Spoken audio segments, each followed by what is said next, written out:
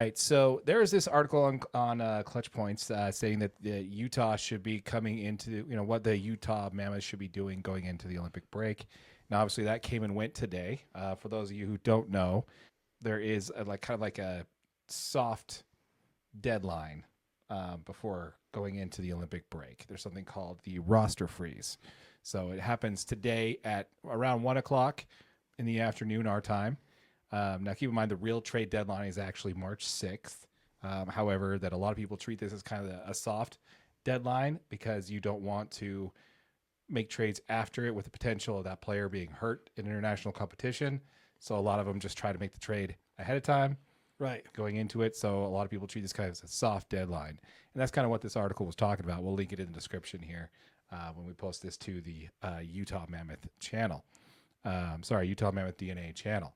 But yeah, so with that said, again, the deadline isn't actually officially here. That is actually March 6th. It's just the first time that we've had Winter Olympics while we've had a hockey team. So we wanted to make sure we were clear on that. Absolutely. That it was a soft deadline. There's it's a not soft necessarily deadline. a hard, yeah. Exactly. The rosters are frozen in the NHL until after February 22nd, basically.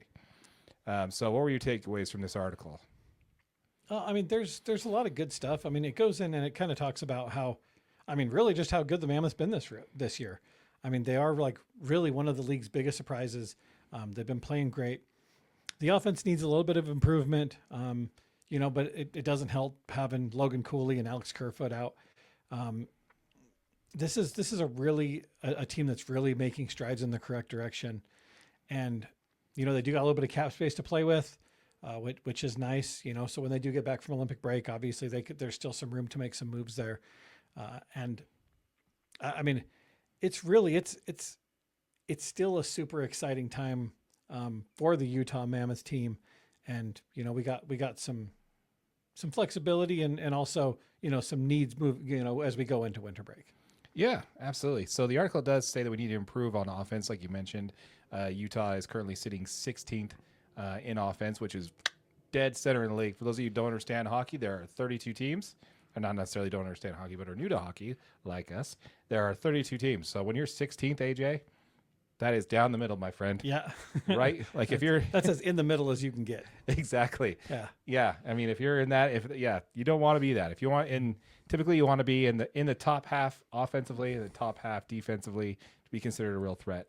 Yeah. In the playoffs. So the fact that we were dead center on that one, and we're also dead last when it comes to power play conversion rate. Did you see this? I did. Yeah. So okay. So the team is in a premium position to make a trade, even though they didn't before the freeze out. There's still time to do it before the deadline, which is March 6th. They actually have 27 picks of trade capital they could use at their disposal, and also about $7.3 million in cap space just this season alone.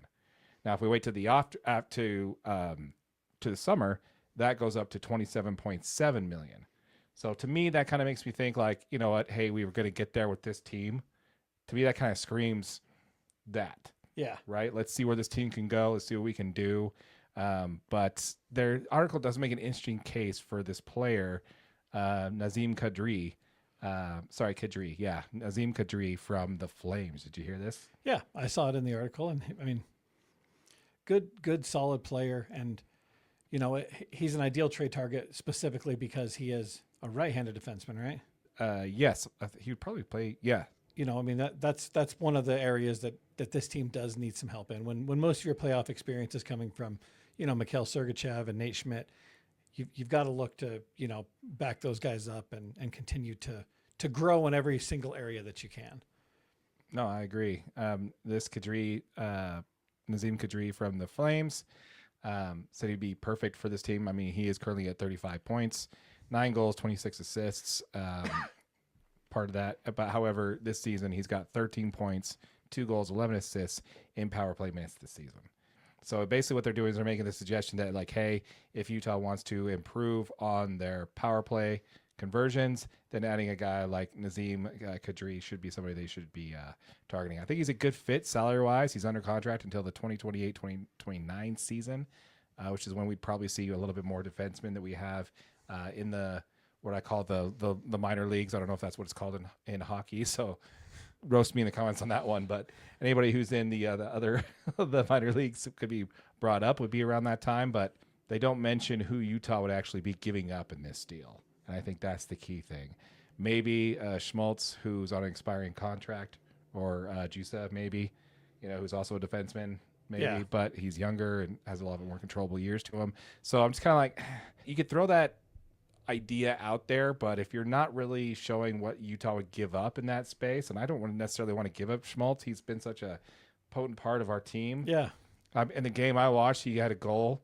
He had a goal with in that 6-2 beating that they did. He had a hat trick in that game. Yeah. It was insane, right? Yeah. Like, this guy was just like everywhere. Mm-hmm. I watched that game live, and I'm just kind of like, how is this team? Like, this team is so frustrating when it comes to that. Like, they only average like 3.4 goals a game, but in their wins, they're winning they're scoring like 6 goals.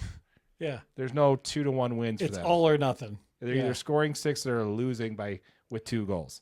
So it's just been kind of that season. So some kind of like stability would be nice in that. But outside of that, man, obviously they didn't do anything before the freeze out for the roster freeze of the Olympics.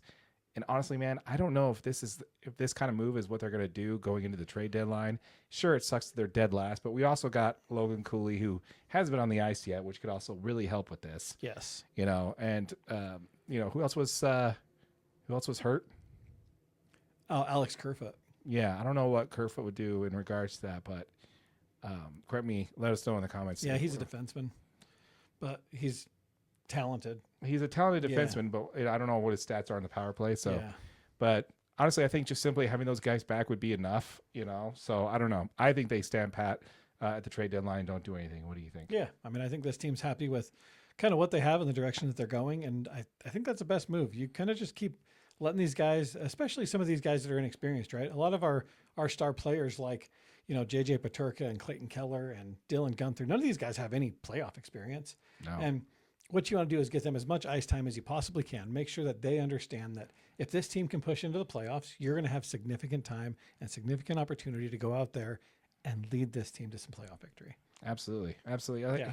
You don't want to make any moves until you see what this team can do in the playoffs. Got to know what you have. Absolutely. It doesn't make a whole lot of sense. Yeah. I think we're both agreeing on that. That's just choice, dude. This is good sports talk radio. Bam. Sports talk radio. Sports talk. Sports talk radio is fine. Yeah, independent sports coverage when the two people on the panel are actually agreeing with each other, which is never great, but that's okay. We got a comment here from channel legend Greg Hawkins. What's up, Greg? Great to see you again, buddy. Appreciate Absolutely. it. Thanks for coming Thanks back. for tuning in, man. Yeah, good to see you, man. Now, when it comes to Utah Mammoth again, we will see them. I believe they have. I think they have another game before the end of the. I think the roster is frozen. I think they have another game or two before the. Yeah, I think there's like breaks. 2 more games. 2 more games. Yeah. But anyway, so yeah, love to see it. Love to see the play. I love to see this team playing in playoff contention for the first time in year 2 of being here, which is awesome. It's the name, man. It's the name. They got a name this year. No, it's just, it's a winner state, winner sport, makes sense. Anyway, we can get into more detail there on why the Utah Mammoth is performing so well out of the gates in Utah, as opposed to some other teams. But we'll get into that a little bit later. Yeah. And until then, leave us a comment down below. Let us know what you think. What moves should they make? Should they trade somebody? We want to hear it. Leave a comment down below. Yeah, absolutely. Is there any trade that we want to make? Yeah.